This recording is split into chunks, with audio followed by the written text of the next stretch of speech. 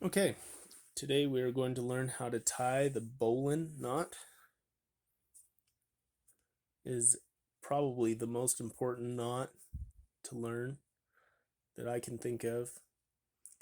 Um, it's got tons of different uses.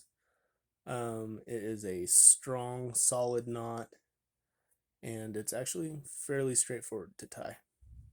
But the qualities of this knot are that it will not slip. This loop does not shrink, and you can count on that. It's also relatively easy to break, to untie, that is. If you just break this over, it will never get so tight that you can't untie it. In my experience, I've yet to find or tie a bowline that I couldn't just use that simple method where you take the standing end and you just break that bight over and it comes right out. So that is bowline, and I'm going to actually teach you how to make this, which is called a Yosemite Tie-Off, where your tail is up and out of the way, and you've put a safety knot on it so that it's double secure. It's not gonna slip. It's not gonna run or pull through, and it's a very professional way to finish this knot out. And so that's the way we're gonna learn it. We're just gonna add the step to where we learn the tie off, because it's always good to take the extra time and put a safety knot on your knots. Even if the quality of it is that it's not going to slip, you want to be double safe. You want to make sure that you're doing your due diligence there. And this one is just as easy to untie. Same concept. Unties super easy. Okay, so I'm going to actually use a smaller rope here. I'm going to use this one just because it's a little easier to work with. It doesn't fray as easy. So okay, all right. So I'm left-handed, so I'm gonna have my working end in my left hand. The standing end, I say, just basically consider somebody standing on it. You can't use that end. It's tied to something. It's run through a pulley. You can't use that other end. It's just, you might as well just stand on it and kind of forget it's there. Okay, so here's our working end, standing end.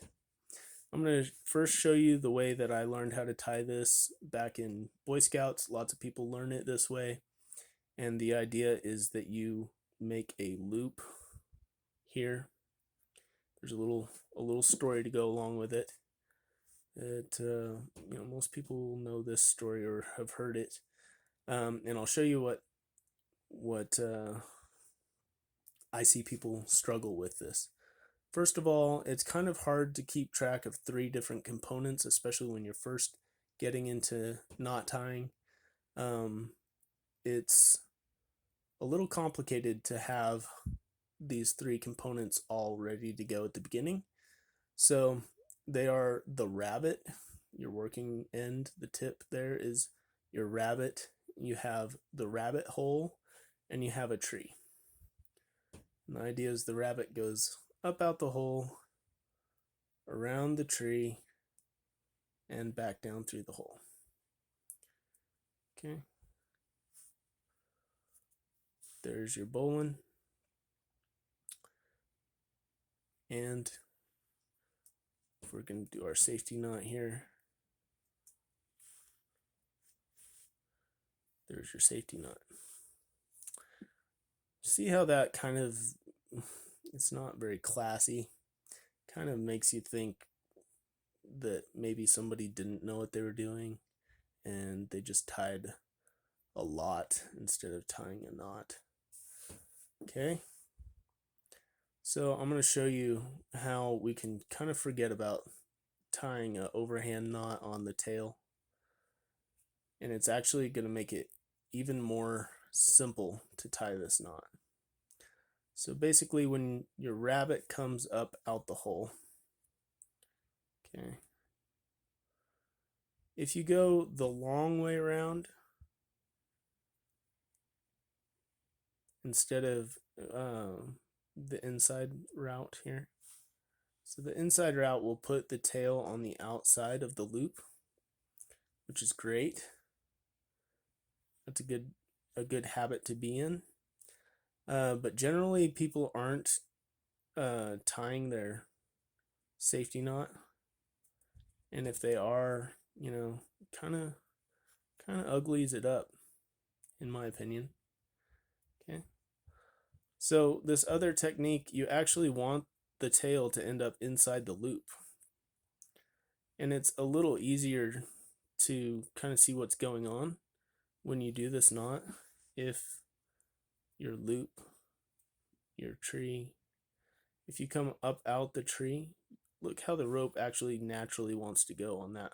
It comes up out the hole, it naturally wants to go on the back side of the tree. So it's pretty straightforward to just pull that around and back down the hole. Okay. Now we've got this ugly loop. Why would we do that? Why would we want this tail on inside our loop? It's, if anything's trying to pass through there, it's in the way, it's complicated things.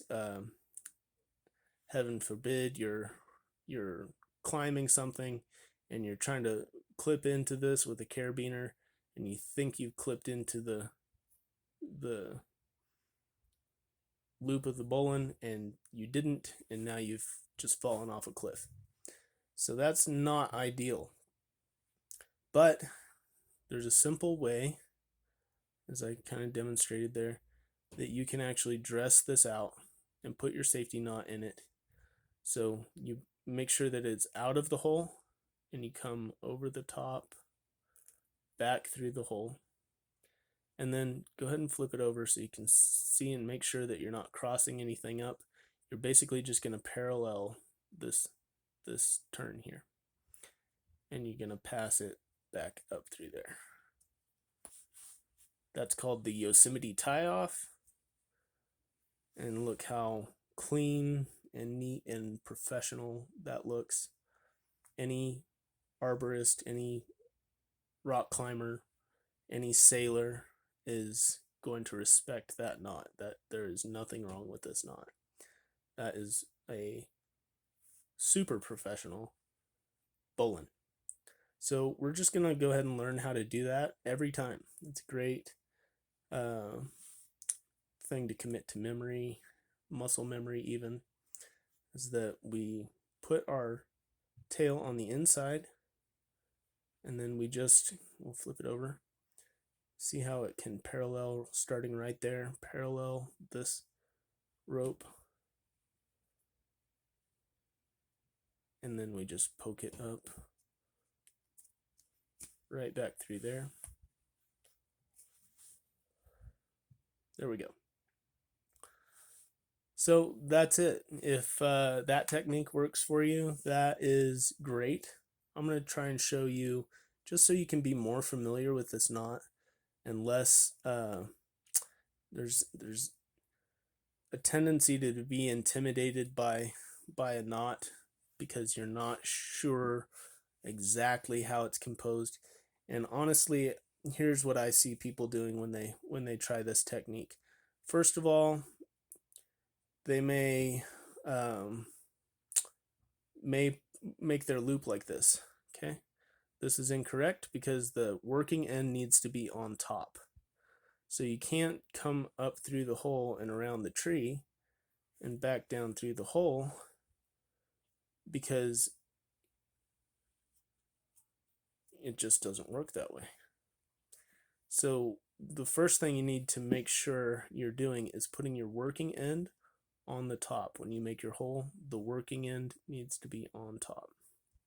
So that's something that people kind of overlook, and they give up on the knot before they've really given it a good chance, is having that on top.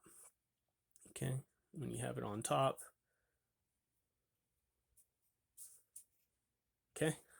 So that's one way that people tend to kind of get lost with the knot in that technique. Another way, say they got that correct and they came up out of the hole and around the tree, and I see this actually happen a lot, is that they come up out of the tree and they go back down through the hole and they pull it tight. All right, I did everything right. What's going on here? It kind of looks like a bowline, but where's my loop? And now is it this? Is this my loop? Nope, that's not my loop. Okay, is it up here? All right, we've lost our loop because we didn't keep track of it. So I recommend when you're doing this knot that you actually keep one of these fingers or even all of these fingers. If you're tying a big one, you can actually kind of close those off like that to make sure that you don't lose that loop. Doesn't even have to be a big one, but if you close that off, you're not going to lose this loop. You can also just kind of put your pinkies in there and work with it over here, but the idea is that you don't let go of that loop or you lose it. Okay, so if you're holding the rope, you don't have to hold on to it real tight or anything. Just make sure that you've got track of that loop, and you go again up out the hole, around the tree, and back down through the hole. See how I kind of made sure to keep that loop at all times? There's my loop. Okay, and just to be consistent, I'm gonna make it a habit to tie that Yosemite Tie-Off. You'd want a little more tail on it, I guess, if you were really trying to make it pretty. There you go.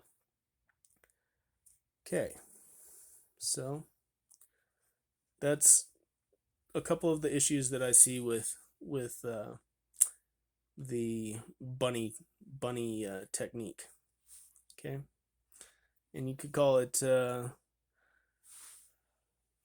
one thing that I am trying to eradicate from my vocabulary is talking about tricks when it comes to knots, because I feel like people already kind of consider a knot to be a magic trick, and when they're shown a magic trick and they don't get it, it has the tendency to kind of make them feel like they're being tricked or hoodwinked, and that they're never going to get it, that somebody's putting them on, that they're making a fool of them, that knots just aren't their thing, and they don't know the trick, so they can't do the knot. Well, there aren't tricks to knots. There's methods or techniques, but we're not going to learn tricks with knots. They can be fun to do, but we're going to learn them without tricks. We're going to learn techniques instead. Okay, so this is a little technique here to finish it out nice and clean. Okay. All right, so there we go. The next way that I want to kind of tie this knot, just to show how it's made. Okay, remember how I said your working end needs to be on top for this loop. Okay, so you come up out the hole. When you do that, look what you've got. Got an overhand knot. Okay, you just made an overhand knot, and this is the first step of a bowline. So you know an overhand knot. I think everybody does know an overhand knot. And if you take the standing end and just move it up like this, now you've got your hole. Not only do you have your bunny, your hole, and your tree right here, you're actually halfway done already. All you have to do is go back around the tree and back down the hole. Imagine that. Okay, and then again, I'm just going to do this so that you kind of see how simple that is to do that. Double check it, make sure you haven't crossed anything up. That's the Yosemite Tie-Off on a bowline. Pretty straightforward. And again, to untie it, we just break that over. But remember how we had that overhand knot. Let's do it again. Let's tie an overhand knot. Okay. Remember, we take our standing end and we move it up. That's our tree now. Then again, since we're doing the Yosemite tie-off, we're going to go from the outside, kind of the long way around the tree, to the inside or closer to us, and put it down through there. So that's another way to tie it. Again, I'm just going to keep on putting the Yosemite tie-off on there so that you get used to what that looks like to tie. And when it's done, again, that's you would impress somebody who knows their knots to show them that Yosemite tie-off. They might know it, but they'll be impressed that you know it too. Okay, so there's our second way of doing it.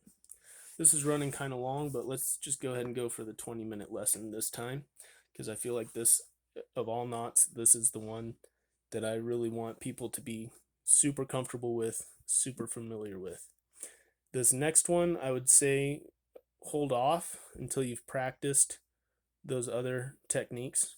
In fact, we'll hold off on, I've got a fourth way to show it, but before I do that, let's just finish it up with this way. Okay, instead of making our loop and growing our tree and coaxing our rabbit, we're gonna just make a single motion out of that. You go over the top, and instead of just, if you were gonna tie an overhand knot, you would just basically do this, right? Instead of just doing that, we're gonna put over the top, and then we're just gonna turn that out. Okay, there we've got our hole, our rabbit, our tree. It's all there. We just have to finish coming around the tree and back down through the hole. It's just kind of doing all the steps at once instead of having everything set up and then executing it. We just do it all at once. So whether you're using the knot, the overhand knot technique, or you move this guy up there, go around and down through,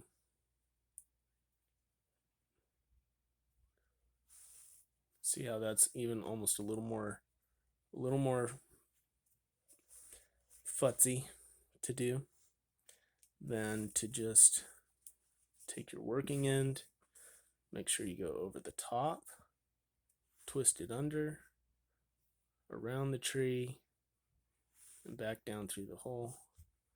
And our Yosemite tie-off, we get it out of the hole and back in the hole and out the top there. Okay, there you go. So practice that. Get yourself a 5-foot piece of rope and carry it around with you. And when you find yourself with 5 minutes, 2 minutes, a minute, see if you can tie that knot on the first go round. Over the top, around the tree, back down through the hole.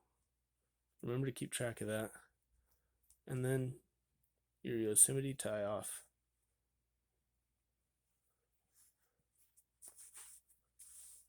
There we go. A bowline with a Yosemite tie-off.